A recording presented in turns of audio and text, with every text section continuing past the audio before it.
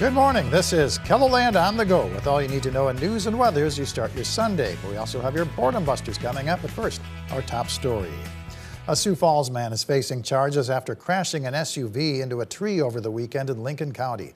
The sheriff's office says the driver was heading west on 276th Street north of Canton Saturday afternoon when the vehicle went into the ditch, jumped a field approach, and struck the tree. The 33-year-old man was arrested for DUI and having no driver's license or insurance. The South Dakota Highway Patrol has a new tool that the department says will make vehicle pursuits safer for both the public and for law enforcement. According to a news release, the Star Chase system launches a small tracker onto a fleeing vehicle, which then allows troopers to monitor the vehicle's movements in real time through GPS. This will allow troopers to back away from a high-speed pursuit while still tracking the suspect's location so they can make an arrest later in a more controlled manner. The Highway Patrol says Star Chase has been installed in multiple patrol units across the state. The South Dakota Attorney General's office is asking for the public's help in finding a missing teenager who is considered to be endangered. 16-year-old Alyssa Fortner was last seen late Friday night in Fort Pierre. Authorities say she took her personal belongings from home and turned off her cell phone, but she does not have her required medication with her. She's believed to have left with an unknown woman in a dark gray or black car with a tail light out on the passenger side. Call law enforcement if you have information about Fortner. People on the east side of Sioux Falls fanned out across their neighborhood Saturday for an end-of-the-summer cleanup project. This was the fourth and final cleanup of the season for the Whittier Residents Association. A group of determined volunteers picking up trash and debris can make a big difference in boosting neighborhood pride. I am just one person, one neighbor that said, I'll give this a try. And I just think that sometimes there's a misconception of like, oh, there's not a big difference I can make. But I am just one neighbor in the neighborhood as well. The Residents Association is looking beyond the summer projects and hoping to help neighbors with raking and shoveling during the fall and winter months. Let's take our first look at the forecast now with meteorologist Adam Rutt in the Storm Center. Good morning, Adam. Good morning, Perry, and good morning, everybody. It's a beautiful start to your Sunday out there and a little on the cool side as well. More of those cool nights and mornings are on the way in the short term. Plenty of blue skies over Falls Park if you are enjoying the start to this Sunday. 56 at the airport, northwest wind at 9 miles per hour. This is a picture-perfect start to the day here in Sioux Falls. And there is plenty more where that came from as we head on up to Aberdeen on this Sunday morning. 53 at the campus of Northern State with a north wind at 8 miles per hour. In Pierre with a look to the east, 54. North wind at 3 miles per hour with that sun rising high. And out in Rapid City, yes, we have some clouds, but even still, it's a great start to the day out there too. 57 with a light westerly breeze in place. We're at 52 in Mobridge, 48 for Faith this morning, 47 in Custer, 53 in Mitchell, 51 Huron and Chamberlain, and mid-50s from Sisseton through southwestern Minnesota and into northwestern Iowa as well. The wind isn't going to be a big issue. At most, we're going to be talking about 10 to 15 miles per hour at times, but still, it's going to be a great day to get outside. Plenty more where that came from in the 7-day forecast with a few exceptions here and there. We'll talk about that coming up. All right, thank you very much, Adam. South Dakota's nonprofits are feeling the impact of federal budget cuts. South Dakota Public Broadcasting, the South Dakota Humanities Council, and Feeding South Dakota all lost significant financial support from the government within the past few months. I think that having a lot of organizations who had their funding roll back all at once is going to hit our donors the hardest. And unfortunately, we are a smaller state, so we have only a handful, it's all the same donors that we're asking for dollars from, and they care about all of these organizations, but they're going to be more spread thin. Coming up in tonight's Eye on KELOLAND, we'll take a closer look at how South Dakota organizations are adjusting to the budget cuts and why rural communities will feel the impact the most. Be sure to watch tonight at 10. The historic Prairie Village west of Madison is hosting a steam threshing jamboree. Activities include steam and horse threshing, hundreds of tractors on display, sawmill and equipment demonstrations, parades, tractor pulls, and live music. The hours are 8 a.m. to 5 p.m. Admission is $18, $4 for kids.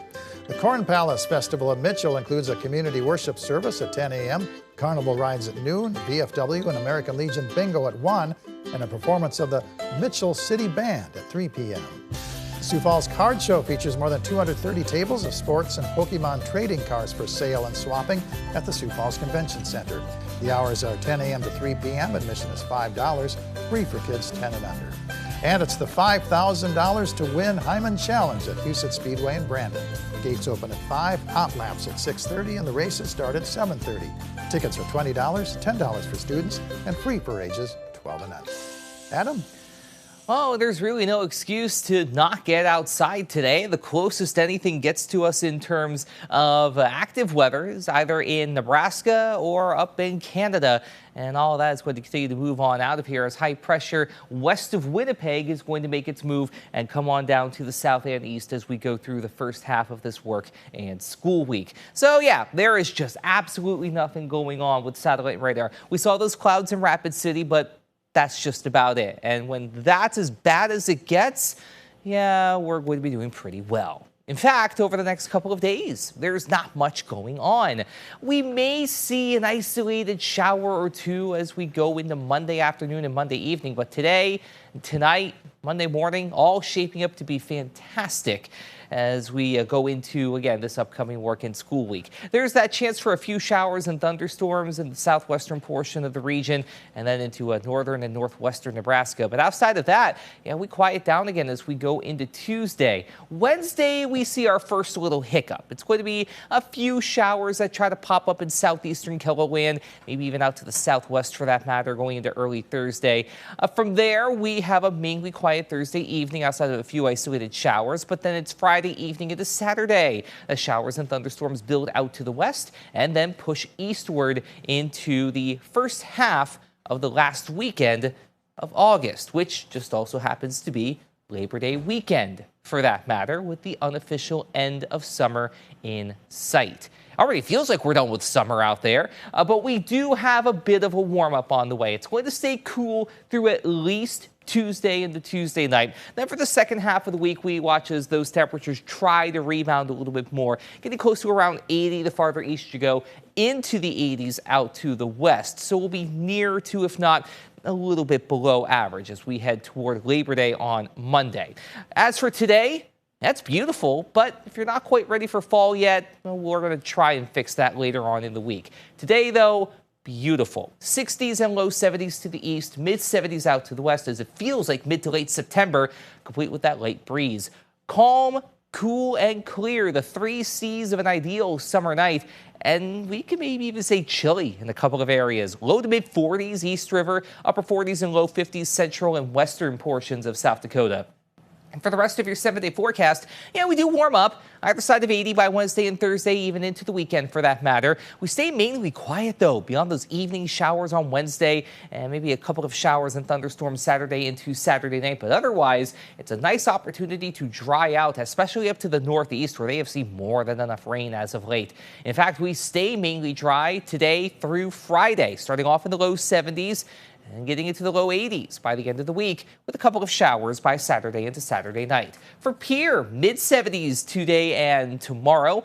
80s return Tuesday and stick around headed into Labor Day weekend. We could see a few evening showers on Friday. Better chance for rain coming around on Saturday. And for Rapid City, mid 70s at first, mid 80s later on. Then we're either side of 80 headed into Friday and Saturday with showers and a couple of thunderstorms possible Friday going into Saturday itself. Have a great day, everybody. For more on your local news, weather, and sports, you can always head on over to KELOLAND.com.